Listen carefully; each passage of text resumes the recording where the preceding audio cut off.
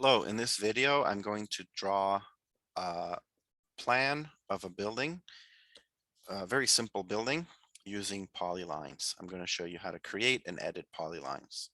Remember, when you're starting an Autocad file, always make sure, if you're starting a new file, always make sure that you're working in the ACAD template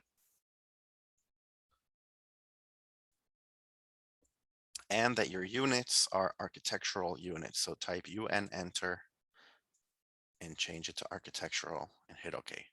Now you're ready to begin. I'm going to save my work. So I'm going to create a folder here.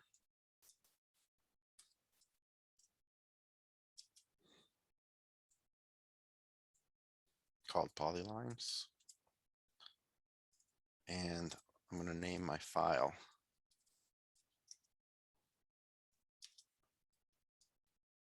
Polyline. So we're going to cover the Polyline command. So for this tutorial, I'm going to use the sketch that I created of building one that contains the dimensions of building one. So I'm going to find that sketch and import it, attach it to my model space.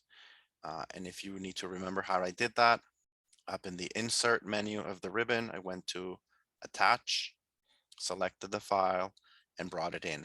I don't need to scale this one. I only brought it in so I can see it. You don't even need to bring it in if you have it printed out on your desk, or you can switch windows and look at the readings. All I need to do here is read the dimensions. So I'm going to start drawing. Let's start with this bigger volume in the middle, and I'm just going to simplify it. So if we simplify it, this portion of the volume right here is 130 feet by 40 feet. So I'm going to draw it right here using a rectangle command, REC, enter. Click to draw the first corner, and then just point in the direction of where the other corner is going to be, but don't click. We're going to enter the coordinates using the @ symbol. And I said we're going 40 feet in the x-axis, the horizontal axis. Remember the foot symbol, comma, 130 feet, foot symbol, enter, in the y-axis or the vertical axis. Enter. Let's zoom out. It's pretty big, or rather, this sketch was really small. But there is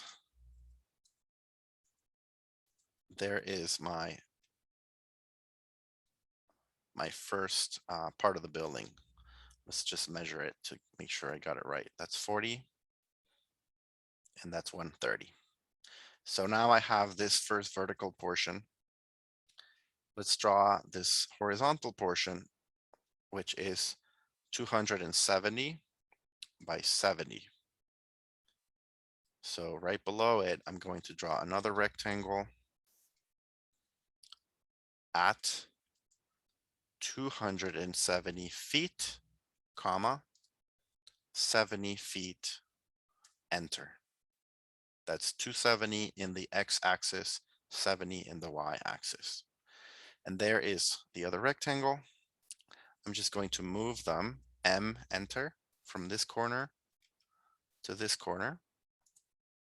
If you don't have your object snaps on, those little green snaps that I just used, you can turn them on down here. Clicking this button will turn them on and off, and the menu next to it will let you select. So the one I just used is endpoint. Make sure that one is checked on. And the object snaps, this button right here is also, it's blue. That means it's turned on. Alternatively, you can hit F3 to toggle it on and off, like so. So now I align the corners, but they don't really are aligned. You can see there's a 30-foot difference right there. So I just aligned them, and now I need to move it over from this corner in the horizontal axis. This is where ortho mode is useful. So I have ortho mode I'm going to turn it on. So it's only moving in the x-axis or in the y-axis. So I'm going to move in the x-axis, 30-foot, enter. And that slides it over in the direction I was pointing to, 30 feet. So now my building starts looking like that.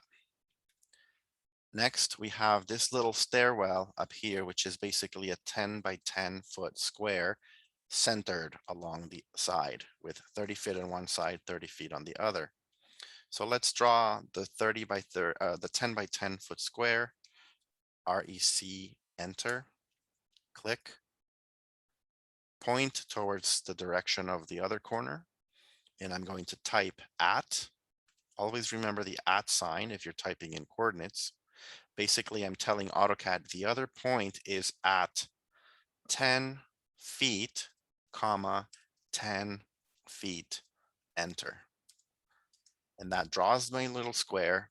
And if you have your midpoint object snap turned on and your object snaps activated, you can just select, move, grab it from the midpoint, and drop it on the midpoint of this bigger side right there. And now it's centered because I used the midpoint snap. So I can just verify this is 30 feet right there. And this is 30 feet right there. So everything looks right. Now I need to let's do the volume on the top. This box at the top is 70 by 60. So we're going to draw a box up here at 70 feet, comma, 60 feet, enter. Don't forget the foot symbol. There's the box. Again, I'm going to use my midpoint object snap to center it on the other building. So I'm just going to select it with one click, move, M, enter, grab it from the midpoint, one click, drop it on the midpoint, one click. Now it's centered, but it's not quite right yet. If we look at this drawing, the box needs to go down 15 feet. It's not aligned with the front of the big one. So drop it 15 feet. So we're going to select it, move, M, enter, click anywhere once, point in the direction of the axis you want to move. So I'm going to slide down and type 15 feet, enter. Now it's overlapping 15 feet. And now the only thing I'm missing is this little box in the front. The little box is 90 by 25. So let's draw a rectangle that is at 90 feet, comma, 25 feet, enter. This time I'm going to use the endpoint object snap. So click to select, M, enter to move, and I'm going to move this corner and drop it on that corner. So those are aligned, but now I need to slide it over 45 feet right here. So select the box, move, M, enter, click anywhere you want once, point towards the negative direction of the x-axis and type 45 feet, enter. And now that's in place. Everything looks right. I can now delete this little sketch. I don't need the sketch anymore. But there's still something we need to do. These are boxes. These are rectangles. So we need to get rid of the rectangles and just create one polyline for each of the rooftops.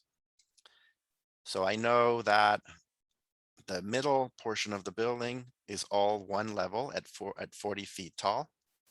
That's from the sketch I gave you.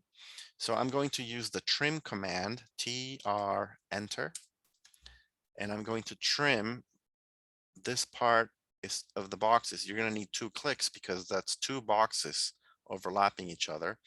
And the same thing here. trim, and trim the other one. And this part here, we don't see the lower line. That belongs to the lower volume. So we're going to trim it off as well. So that looks right. Enter or escape to exit the command. This lower volume is already one box and it only needs to be one box. So that one's already done. However, this other volume, we have an issue. If you select it, you'll see that the line ends right there and right there. Now, it's a good habit to create closed shapes when you have shapes like this. Just make it a closed shape. Especially in this case, I'm going to use this plan in another tutorial video to extrude this volume. So I need it to be a closed polyline. So what we need to do is we need to add this portion that is missing. I can do that using lines from here to here to here and to here. So now I have that polyline, and then I have 3 lines that I need to join. You can join them by typing the join command, selecting one of them, or you can select all of them at once and then hit enter. And if one of them was a polyline, it's going to join the other ones. And if none of them was a polyline, it's going to make them a polyline. So you can see right here, it says 3 segments joined into the one polyline.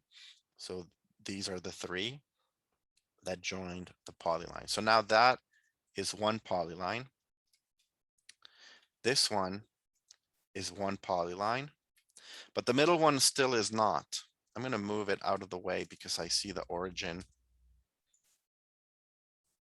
This is getting in my way. So if I select any part of this, you can see that this is still separate polylines. I need to merge them into one. So when you have separate polylines, there's 2 ways to do this. I just showed you using the join command. The other way to do it using the p-edit, which means polyline edit, enter. You can select one of your polylines and then go to join. So this is the exact same command as before. It's just nested within the p-edit command. Join and select the all other parts. Hit enter. And you can see down here, 9 segments were added to the polyline. You can now hit escape to exit the command and select it. And you'll see it's now one closed polyline, one closed polyline, and one closed polyline. We have 3 separate closed polylines making this this shape. If for some reason, I'm going to make a copy of this one. If for some reason I changed my mind and I needed to edit the polyline, you can use the p-edit command to edit the vertices. So if we needed to add another corner of the building for some reason, you can go around your polyline by clicking next. It's moving that X that shows you which vertex it's pointing to. And when you get to the point, let's see that we want to add another corner of the building in front, you can insert and point.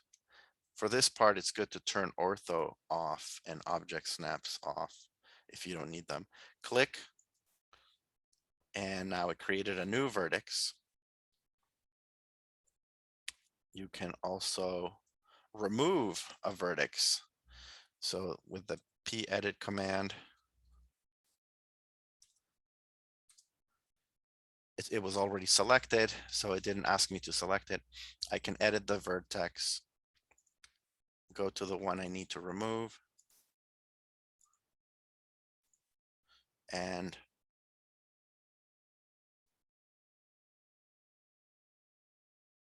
break it. Oh, actually, this will not break it. What this does, it doesn't delete the vertex. What break does is it breaks the polyline into two parts again. So now this is where it started, where I started creating the polyline, and this is the vertex I selected. So it cut that part into its own polyline and left the rest.